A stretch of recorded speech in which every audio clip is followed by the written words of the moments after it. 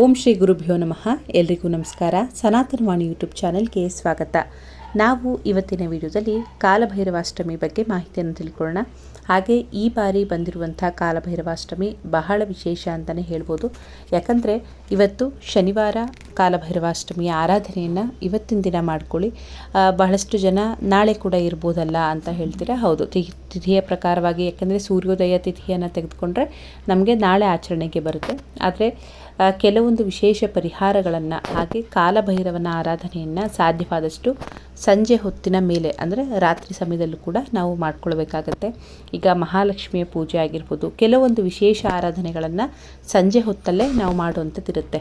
ಹಾಗಾಗಿ ಈ ಬಾರಿನೂ ಕೂಡ ಅಷ್ಟೇ ಶನಿವಾರ ಅಷ್ಟಮಿ ತಿಥಿ ಪ್ರಾಪ್ತಿ ಇರೋದ್ರಿಂದ ಸಾಧ್ಯವಾದಷ್ಟು ಪ್ರತಿಯೊಬ್ಬರೂ ಕೂಡ ಸಂಜೆ ಅಂದರೆ ಒಂದು 6 ಗಂಟೆ ನಂತರ ಕಾಲಭೈರವನ ಪೂಜೆಯನ್ನು ಮಾಡಬಹುದು.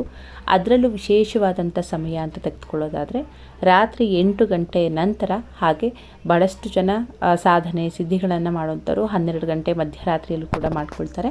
ಆದರೆ ಸಾಮಾನ್ಯವಾಗಿ ಮನೆಯಲ್ಲಿ ಆಚರಣೆಯನ್ನು ಮಾಡ್ತೀವಿ ಅನ್ನೋರು ರಾತ್ರಿ 8 ಗಂಟೆಯಿಂದ 9:30ವರೆಗೂ ಕೂಡ ಸಮಯ ಬಹಳನೇ ವಿಶೇಷವಾಗಿದೆ.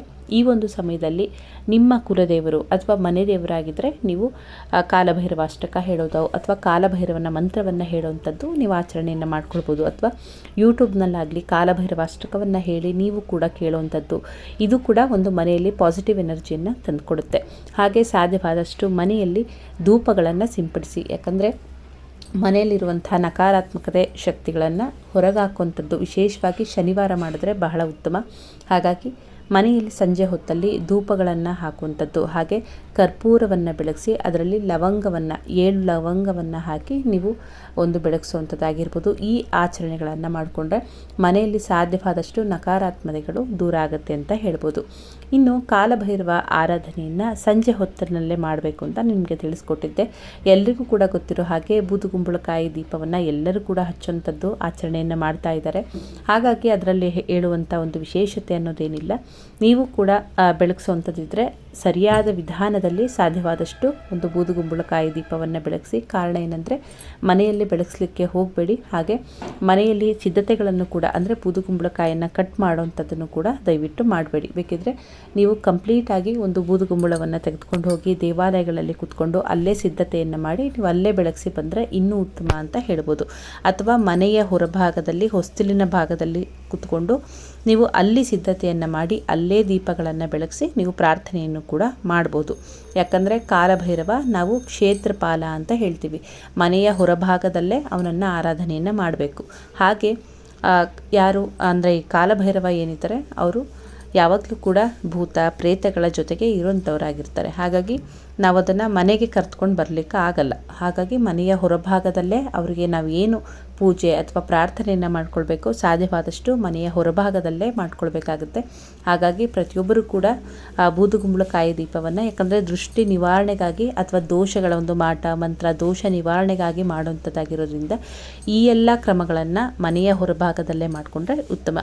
ಇನ್ನು ಸರಳವಾಗಿ ಒಂದು ಪರಿಹಾರವನ್ನು ತಿಳಿಸ್ಕೊಡಿ. ನಕಾರಾತ್ಮಕತೆ ಹೊರಗೆ ಹೋಗಬೇಕು, ಹಾಗೆ ಮನೆಯಲ್ಲಿ ಯಾವುದೇ ದೃಷ್ಟಿದೋಷಗಳ ಬಾಧೆ ಅಥವಾ ಮನೆಗೆ ದೃಷ್ಟಿದೋಷ ಆಗಿದ್ದರೆ ನಿವಾರಣೆ ಆಗಬೇಕು ಅಂತ ಇದ್ದರೆ 7 ಕರಿಮೆಣಸನ್ನು ತೆಗೆದುಕೊಳ್ಳಿ. ಹಾಗೆ ಕಪ್ಪು ಬಣ್ಣದ, ನೀವು ಸಾಮಾನ್ಯವಾಗಿ ಎಳ್ಳು ಬತ್ತಿ ಹಚ್ಚುವಂಥದ್ದು ಬಟ್ಟೆ ಸಿಕ್ಕೇ ಸಿಗುತ್ತೆ. ನೀವು 7 ಕಪ್ಪು ಮೆಣಸನ್ನು ಆ ಒಂದು ಬಟ್ಟೆಯಲ್ಲಿ ಕಟ್ಟಿ ನಂತರ ಮನೆಗೆ, ಅಂದರೆ ಮನೆಯ ಮುಂಬಾಗಿಲೇನಿದೆ ನೀವು ಆ ಒಂದು ಮನೆಯ ಮುಂಬಾಗಿಲಿಗೆ 7 ಬಾರಿ ದೃಷ್ಟಿಯನ್ನು ನಿವಾಳಿಸಬೇಕು. ಎಡಗೈಯಲ್ಲಿ ಅದನ್ನು ಹಿಡ್ಕೊಂಡು 7 ಬಾರಿ ದೃಷ್ಟಿಯನ್ನು ನಿವಾಳಿಸಿ ಮನೆಯ ಹೊರಭಾಗದಲ್ಲಿ 2 ದೀಪಗಳನ್ನು ಇಟ್ಟು ಈ ಒಂದು ಬತ್ತಿಯನ್ನು ಇಟ್ಟು ನೀವು ಬೆಳಗಿಸಿ, ಈ ದೀಪವನ್ನು ಬೆಳಗಿಸಿ ಅಲ್ಲಿ ಪ್ರಾರ್ಥನೆಯನ್ನು ಮಾಡ್ಕೊಳ್ಬೇಕು. ಯಾವ ವಿಚಾರಕ್ಕೋಸ್ಕರ ನೀವು ಮಾಡ್ತಿದ್ದೀರಾ ಅದನ್ನೆಲ್ಲ ಕೂಡ ಸಂಕಲ್ಪವನ್ನು ಮಾಡ್ಕೊಳ್ಬೇಕು. ಇನ್ನು ನಿಮ್ಮ ಕುಲದೇವರೇ ಕಾಲಭೈರವ ಆಗಿದ್ದರೆ ಅವ್ರಿಗೂ ಕೂಡ ಅಷ್ಟೇ ನೀವು ಮನೆಯಲ್ಲಿ ಮೊದಲು ಗಣಪತಿ, ಹಾಗೆ ಗುರುಗಳು, ನಂತರ ನಿಮ್ಮ ಮನೆ ದೇವರು, ನಿಮ್ಮ ಕುಲದೇವರು, ಹಾಗೆ ವಿಶೇಷವಾಗಿ ಗ್ರಾಮ ದೇವತೆಯನ್ನು ಆರಾಧನೆಯನ್ನು ಪ್ರತಿ ಶನಿವಾರಗಳಲ್ಲಿ, ಅಷ್ಟಮಿ ತಿಥಿಗಳಲ್ಲಿ ಅಥವಾ ಹುಣ್ಣಿಮೆ ಅಮಾವಾಸ್ಯೆ ತಿಥಿಗಳಲ್ಲಿ ಗ್ರಾಮ ದೇವತೆ ಆರಾಧನೆ ಆರಾಧನೆ ಮಾಡಿ ನೋಡಿ, ನಿಮಗೆ ಯಾವ ರೀತಿ ಒಂದು ಪ್ರೊಟೆಕ್ಷನ್ ಸಿಗುತ್ತೆ ಅನ್ನೋದನ್ನ ನೀವೇ ನೋಡ್ತೀರಾ. ಹಾಗಾಗಿ ಯಾರಿಗೆಲ್ಲ ಈ ರೀತಿ ತುಂಬ ಜನಕ್ಕೆ ಗೊಂದಲನೇ ಜಾಸ್ತಿ ಇರುತ್ತೆ, ಆ ಮಾಟ ಮಂತ್ರ ಆಗಿದೆಯೋ ಇಲ್ವೋ ಅನ್ನೋದು ಕೂಡ ಗೊತ್ತಿರಲ್ಲ, ಆದರೆ ಭಯ ಅಂತೂ ಇದ್ದೇ ಇರುತ್ತೆ.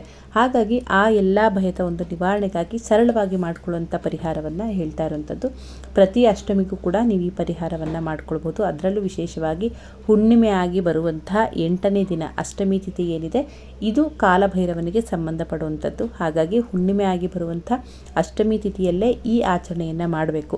ಅದರಲ್ಲೂ ಸಂಜೆ ಹೊತ್ತು ಅಷ್ಟಮಿ ತಿಥಿ ಇದ್ದಾಗ ನೋಡಿಕೊಂಡು ಮಾಡಿಕೊಂಡ್ರೆ ಉತ್ತಮ. ಹಾಗಾಗಿ ಈ ಬಾರಿ ಶನಿವಾರ ಸಂಜೆ ಹೊತ್ತಿನಲ್ಲಿ ನಮಗೆ ಅಷ್ಟಮಿ ತಿಥಿ ಪ್ರಾಪ್ತಿ ಇರೋದ್ರಿಂದ ಸಂಜೆ 8 ಗಂಟೆ ನಂತರ ಹಾಗೆ 9:30 ಒಳಗಾಗಿ ಯಾರು ಮನೆಯಲ್ಲಿ ವಿಶೇಷವಾಗಿ ಆರಾಧನೆಯನ್ನು ಮಾಡ್ತೀವಿ ಅನ್ನೋರು ಮನೆಯಲ್ಲಿ ಕಾಲಭೈರವಾಷ್ಟಕವನ್ನು ಹಾಕಿ ಮನೆಗೆಲ್ಲ ಧೂಪವನ್ನು ಸಿಂಪಡಿಸಿ, ಹಾಗೆ ಈ ಒಂದು ಬತ್ತಿ ನಾನು ಏನು ಹೇಳಿದೆ ಕಪ್ಪು ಮೆಣಸಿನ ಬತ್ತಿಯನ್ನು ಮಾಡಿ ಅದನ್ನು ಮನೆಗೆ ನಿವಾಳಿಸಿ ನಿಮ್ಮ ಹೊಸ್ತಿಲಿನ ಹೊರಭಾಗದಲ್ಲಿ ಅಕ್ಕಪಕ್ಕದಲ್ಲಿ ಈ ದೀಪವನ್ನು ಬೆಳಗಿಸಿ ಕಾಲಭೈರವನಲ್ಲಿ ಪ್ರಾರ್ಥನೆಯನ್ನು ಮಾಡಿಕೊಳ್ಳಿ.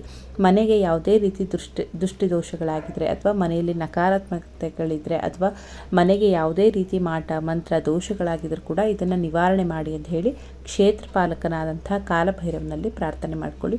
ಇನ್ನು ಮಧ್ಯಾಹ್ನ ಅಂದರೆ 3 ಗಂಟೆ ನಂತರ ಬೀದಿ ನಾಯಿಗಳಿಗೆ ಯಾರಿಗೆ ಆರೋಗ್ಯ ಸಮಸ್ಯೆಗಳಿದೆ ಅಥವಾ ಆರೋಗ್ಯದಲ್ಲಿ ಗುಣನೇ ಆಗ್ತಿಲ್ಲ ಅಂತಂದಾಗ ಅಥವಾ ಆರೋಗ್ಯದಲ್ಲಿ ಅಥವಾ ದೇಹಕ್ಕೆ ಬಾಧೆಗಳಿದೆ, ಯಾವಾಗಲೂ ಕೂಡ ದೇಹ ಆಲಸ್ಯವಾಗಿರುತ್ತೆ ಅಥವಾ ದೇಹದಲ್ಲಿ ಏನೋ ಒಂದು ಮೈಭಾರ ಈ ರೀತಿಗಳು ಕೂಡ ಸಮಸ್ಯೆಗಳಿರುತ್ತೆ ಅಂತಂದರೂ ಕೂಡ ಒಂದು ಗೋಧಿ ಹಿಟ್ಟಿನಲ್ಲಿ ಮಾಡಿರುವಂಥ ರೊಟ್ಟಿಯನ್ನು ಮಾಡ್ಕೊಳ್ಳಿ ಅಥವಾ ಚಪಾತಿಯನ್ನು ಮಾಡ್ಕೊಳ್ಳಿ. ಅದನ್ನು ಯಾರೂ ಕೂಡ ನೀವು ಮನೆಯಲ್ಲಿ ತಿನ್ನಲಿಕ್ಕೆ ಹೋಗೋಂಗಿಲ್ಲ. ಈಗ ಮನೆಯಲ್ಲಿ ಒಂದು 3 ಜನ ಇರ್ತಾರೆ ಅಂತಂದರೆ 3 ಗೋಧಿ ಒಂದು ಚಪಾತಿಗಳನ್ನು ಮಾಡ್ಕೊಳ್ಬೇಕು. ಇದನ್ನು ಮಾಡಿ ಅದರ ಮೇಲೆ ಸಾಸಿವೆ ಎಣ್ಣೆಯನ್ನು ಲೇಪನವನ್ನು ಮಾಡ್ಬೋದು ಅಥವಾ ಎಳ್ಳೆಣ್ಣೆಯನ್ನು ಕೂಡ ಹಚ್ಚಿ ನಿಮ್ಮ ಮನೆಯಲ್ಲಿರೋಂಥವರಿಗೆ ನಿವಾಳಿಸ್ಕೊಳ್ಬೇಕು. ನಿವಾಳಿಸಿ ಅದನ್ನು ತೆಗೆದುಕೊಂಡು ಹೋಗಿ ಬೀದಿ ನಾಯಿಗಳಿಗೆ ತಿನ್ನಿಸುವಂಥದ್ದನ್ನು ನೀವು 3 ಗಂಟೆ ನಂತರ ಕೂಡ ಮಾಡ್ಕೊಳ್ಬೋದು. ಇದರಿಂದ ಕೂಡ ಏನಾದರೂ ರೋಗ ಬಾಧೆ ಅಥವಾ ದೇಹದಲ್ಲಿ ಏನಾದರೂ ತೊಂದರೆ ಇದೆ ಅಥವಾ ಬೇಗ ಗುಣನೇ ಆಗ್ತಿಲ್ಲ ಅಥವಾ ಚಿಕಿತ್ಸೆಯನ್ನು ಕೊಡಿಸಿದ್ರೂ ಕೂಡ ಗುಣ ಆಗ್ತಿಲ್ಲ ಅಥವಾ ಔಷಧಿಗಳು ಕೆಲಸ ಮಾಡ್ತಿಲ್ಲ ಅಂದ್ರೂ ಕೂಡ ಈ ಒಂದು ಪರಿಹಾರವನ್ನು ಮಾಡೋದ್ರಿಂದ ನಿಮಗೆ ಬೇಗನೆ ಒಂದು ಗುಣಮುಖ ಆಗುತ್ತೆ ಅಂತಲೇ ಹೇಳ್ಬೋದು. ಹಾಗಾಗಿ ಪ್ರತಿ ತಿಂಗಳು ಕೂಡ ಕಾಲಭೈರವಾಷ್ಟಮಿಯಲ್ಲಿ ವಿಶೇಷವಾಗಿ ಕಾಲಭೈರವನ ಆರಾಧನೆಯನ್ನು ಮಾಡ್ತಾ ಬನ್ನಿ. ಬಹಳಷ್ಟು ಸುಧಾರಣೆಗಳನ್ನು ನೀವು ಕಾಣಬಹುದು. ತುಂಬ ಜನಕ್ಕೆ ದೃಷ್ಟಿದೋಷದ ಸಮಸ್ಯೆಗಳೇ ಹೆಚ್ಚಾಗಿರುತ್ತೆ. ಹಾಗಾಗಿ ಅದರ ಒಂದು ನಿವಾರಣೆಗೆ ಪ್ರತಿ ತಿಂಗಳು ಕೂಡ ಕಾಲಭೈರವನ ದೇವಸ್ಥಾನಗಳಿಗೆ ಭೇಟಿ ಕೊಡಿ ಅಥವಾ ಮನೆಯಲ್ಲಿ ಕಾಲಭೈರವ ಅಷ್ಟಕವನ್ನು ಹೇಳ್ತಾ ಹೋಗಿ. ಇದರಿಂದ ಮನೆಯಲ್ಲಿ ಮಕ್ಕಳು ಕೂಡ ಹೇಳಿದ ಮಾತು ಕೇಳ್ತಿಲ್ಲ ಅಂದರೆ ಮಕ್ಕಳಲ್ಲಿ ತುಂಬ ಹಠ ಇದ್ದರೂ ಕೂಡ ಕುಜ ಮತ್ತು ಶನಿ ಕಾರಕನಾಗ್ತಾರೆ ಈ ಒಂದು ಹಠ ಸ್ವಭಾವಕ್ಕೆ. ಹಾಗಾಗಿ ಅದಕ್ಕೆ ಸಂಬಂಧಪಟ್ಟಂತೆ ಪರಿಹಾರವಾಗೂ ಕೂಡ ಮಕ್ಕಳಲ್ಲಿ ನೀವು ಕಾಲಭೈರವಾಷ್ಟಕವನ್ನು ಪ್ರತಿದಿನ ಮನೆಯಲ್ಲಿ ಈ ಒಂದು ಅಷ್ಟಮಿಯಿಂದ ಪ್ರಾರಂಭ ಮಾಡಿ ನೋಡಿ.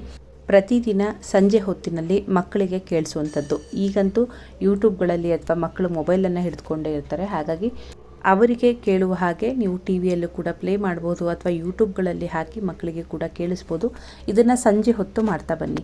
ಅಷ್ಟಮಿಯಿಂದ ಪ್ರಾರಂಭ ಮಾಡಿ ಪ್ರತಿದಿನ ಸಂಜೆ ಹೊತ್ತು ಮಾಡ್ತಾ ಬನ್ನಿ. ಒಂದು 21 ದಿನದಲ್ಲಿ ನಿಮಗೆ ಅದರ ಒಂದು ವ್ಯತ್ಯಾಸಗಳು ಕೂಡ ಕಾಣುತ್ತೆ. ಅಥವಾ ಮನೆಯಲ್ಲಿ ನೀವು ಕೂಡ ಹೇಳ್ಬೋದು, ನೀವು ಕುಳಿತುಕೊಂಡು ಸಂಜೆ ವೇಳೆಯಲ್ಲಿ ಕಾಲಭೈರವಾಷ್ಟಕವನ್ನು ಎಳ್ಳೆಣ್ಣೆ ದೀಪವನ್ನು ಹಚ್ಚಿ ಪ್ರಾರ್ಥನೆಯನ್ನು ಮಾಡಿ ಈ ಒಂದು ಮಕ್ಕಳ ಹಠ ಸ್ವಭಾವ ಕಡಿಮೆ ಆಗಲಿ ಅಥವಾ ತುಂಬ ಮಕ್ಕಳು ಚಂಡಿ ಹಿಡಿಯುವಂಥದ್ದಾಗತ್ತೆ, ಇದೆಲ್ಲ ಕಡಿಮೆ ಆಗಲಿ ಅಂತ ಹೇಳಿ ಪ್ರಾರ್ಥನೆ ಮಾಡಿದ್ರು ಕೂಡ ಮಕ್ಕಳಲ್ಲಿ ಸುಧಾರಣೆಯನ್ನು ನೀವು ಕಾಣ್ಬೋದು. ಹಾಗಾಗಿ ಇವತ್ತು ತಪ್ಪದೆ ಪ್ರತಿಯೊಬ್ಬರೂ ಕೂಡ ಕಾಲಭೈರವಾಷ್ಟಮಿಯ ಆಚರಣೆಯನ್ನು ಮಾಡಿ ಕಾಲಭೈರವನ ಆರಾಧನೆಯನ್ನು ಮಾಡಿ ಎಲ್ರಿಗೂ ಕೂಡ ಕಾಲಭೈರವನ ಒಂದು ರಕ್ಷಣೆ ಪ್ರಾಪ್ತಿಯಾಗಲಿ. ಇನ್ನೂ ಮಾಹಿತಿ ಅನುಕೂಲ ಆಗಿದ್ದರೆ ಬೇರೆಯವ್ರಿಗೂ ಕೂಡ ಶೇರ್ ಮಾಡಿ. ಹಾಗೆ ಮಾಹಿತಿ ಇಷ್ಟ ಆದರೆ ಲೈಕ್ ಮಾಡಿ. ಮತ್ತು ಮುಂದಿನ ವಿಡಿಯೋದಲ್ಲಿ ಅಧಿಕ ಮಾಸದ ಬಗ್ಗೆ ಮಾಹಿತಿಯನ್ನು ತಿಳಿಸ್ಕೊಡ್ತೀನಿ. ತುಂಬ ಜನಕ್ಕೆ ಗೊಂದಲ ಇದೆ, ಅಧಿಕ ಮಾಸದಲ್ಲಿ ಯಾವ ಒಂದು ಕೆಲಸವನ್ನು ಮಾಡಬೇಕು ಅಥವಾ ಮಾಡಬಾರ್ದು, ಇದಕ್ಕೆ ಸಂಬಂಧಪಟ್ಟಂತೆ ಮತ್ತು ವಿಶೇಷವಾಗಿ ದಾನಗಳ ಬಗ್ಗೆ ಕೂಡ ಮಾಹಿತಿಯನ್ನು ತಿಳಿಸ್ಕೊಡ್ತೀನಿ. ಹಾಗಿದ್ರೆ ಮತ್ತೆ ಮುಂದಿನ ವಿಡಿಯೋದಲ್ಲಿ ಸಿಗ್ತೀನಿ. ಧನ್ಯವಾದಗಳು.